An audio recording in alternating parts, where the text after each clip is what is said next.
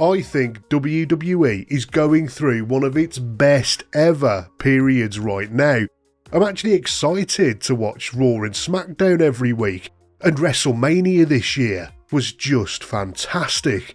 For the first time in a long time, the storylines are compelling and make sense, and mostly the right wrestlers are being pushed. And we can see that reflected in the ratings and the attendance levels too. It's a good time to be watching WWE, but it's also very easy to forget when things were bad, and I'd argue that 2017 to 2019 was the worst time in WWE history. I'd argue that it was even worse than the new generation in the mid-90s, and that was a notoriously bad time for the company in terms of creativity. Today I'm going to revisit as many of the moments as I can that made 2017 to 2019 in WWE almost unwatchable. Rusev debuted in 2014 and had been really popular with the fans, but WWE had been misusing him for years by this point, and this angle was absolutely rock bottom for the poor guy. Lana was Rusev's real-life wife, and she was scripted to have an affair with Bobby Lashley. The angle featured weekly segments of uncomfortable interactions, including Lana and Lashley engaging in over-the-top public displays of affection to taunt Rusev. There was even a mock wedding that ended in chaos, and there were numerous matches where Rusev repeatedly failed to defend his honour. It was such a waste of a fantastically talented wrestler in Rusev, but WWE had a habit of wasting talent during this era. How about the storyline where Jason Jordan was revealed to be Kurt Angle's biological son? Yes, African-American wrestler Jason Jordan was supposed to be the illegitimate child of Angle, who was the Raw general manager at the time. The storyline saw Jordan portrayed as an entitled and whiny little bitch, which totally contradicted his previous persona of high-level, overconfident athlete. And as was so often the case at the time, after months of nonsense, the whole thing was just totally dropped without a resolution. After Angle had left the company, he gave an interview where he revealed that the whole storyline was a prank directly from Vince McMahon. McMahon had discovered that Angle had dated a couple of black women in his past, and this was his way of making fun of him on television. And the women on the roster didn't get away unscathed either from this ridiculous period of time. In 2017, Bayley and Alexa Bliss were in a feud, which led to Bliss unleashing mind games on Bayley.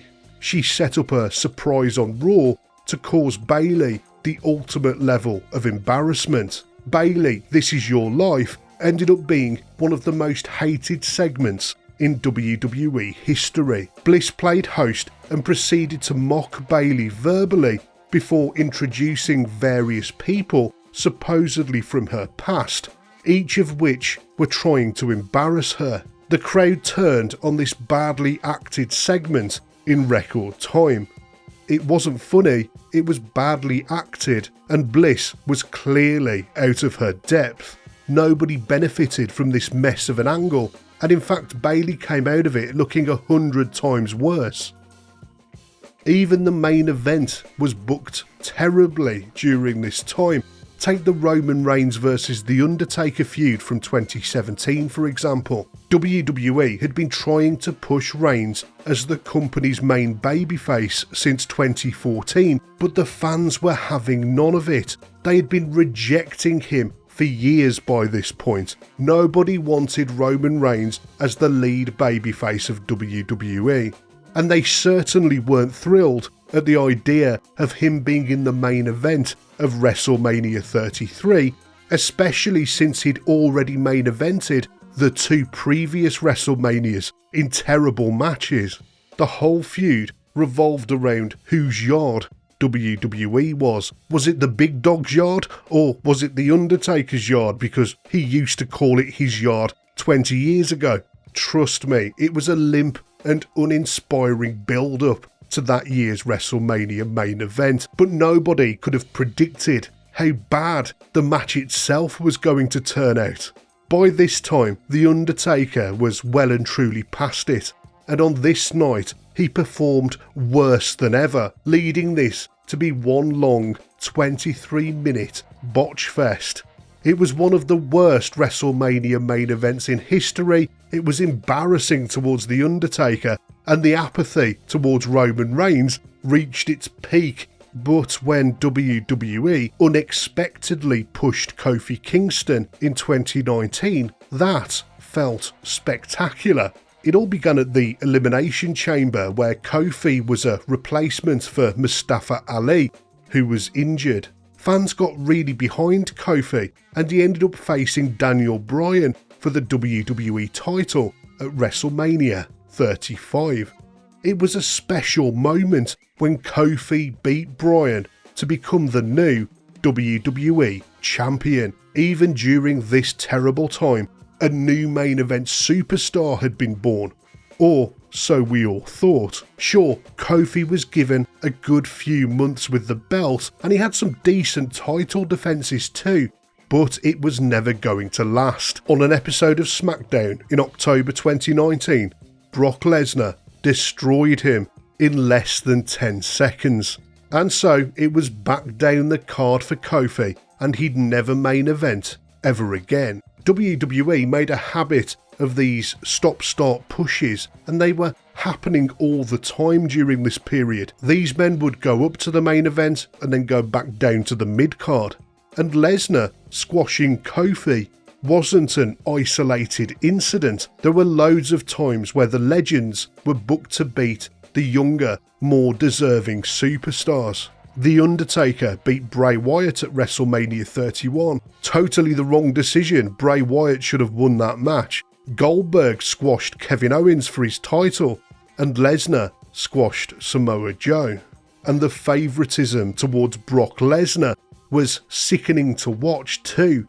He won the Universal title in April 2017 and held it for 504 days, and in that time he only defended it on 7 different occasions. He was just never on the show. It just felt like he won the belt and disappeared. Although it must be said that NXT had been a breath of fresh air during this time. This was Triple H's realm. He was doing the booking, and Vince McMahon kept his nose out and never got involved. And so NXT became sort of a safe haven for us proper wrestling fans who wanted to watch wrestling that still made logical sense, and the matches were fantastic too. The only problem was, it was still WWE's developmental territory, and so most of the wrestlers on NXT eventually got called up to the main roster, and that should have been a good thing, but it wasn't. Almost all of our favourite superstars on NXT eventually got called up to Raw and Smackdown and into the grubby hands of Vinnie Mac, who clearly didn't like most of them and didn't know what to do with them. It made it really hard to enjoy those wrestlers on NXT, knowing they were probably going to be ruined in a few months' time. There was one NXT graduate that didn't have this problem, however, and that was Baron Corbin.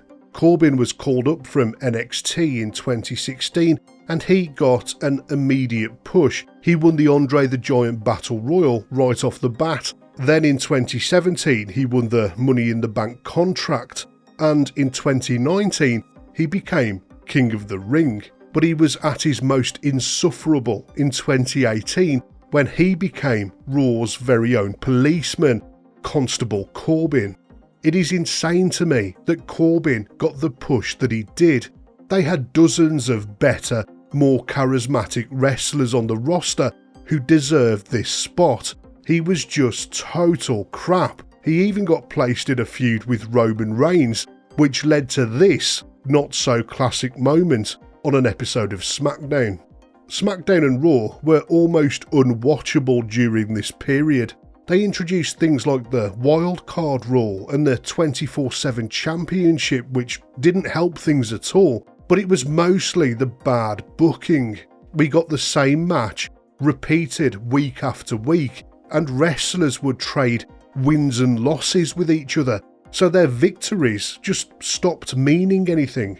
There was a backstage report on the news sites at the time that Vince McMahon was literally forgetting what he'd booked the week before when he was writing that week's script, and those reports really implied that Vinnie Mac was losing his mind. And this bad booking extended to the premium live events too. WWE made a deal with the Saudi Arabian Sports Authority to bring their show to their shores several times a year over 10 years, and it was a deal that made WWE billions of dollars, but the show still ended up being bankrupt morally and creatively. The greatest Royal Rumble event was marketed as being the biggest and best Royal Rumble ever, and it featured 50 superstars and was won by Braun Strowman, but it didn't replace the actual Royal Rumble event that took place in January, and after the show it was never mentioned again. Crown Jewel in 2018 featured the so-called World Cup, which aimed to crown the best in the world. The finals came down to The Miz and Dolph Ziggler, but The Miz apparently injured his leg, so Shane McMahon, of all people, replaced him. No explanation was given as to why Shane O'Mac inserted himself here over someone more deserving, and he ended up winning his match against Ziggler and was crowned the best in the world and the winner of the World Cup. Even by the standards of the time, this was some senseless booking. What we witnessed between 2017 and 2019 was Vince McMahon entering terminal decline as a wrestling promoter. The man that we once called a genius back in the 1990s had finally completely lost the plot. He'd either completely lost his mind or had just stopped caring.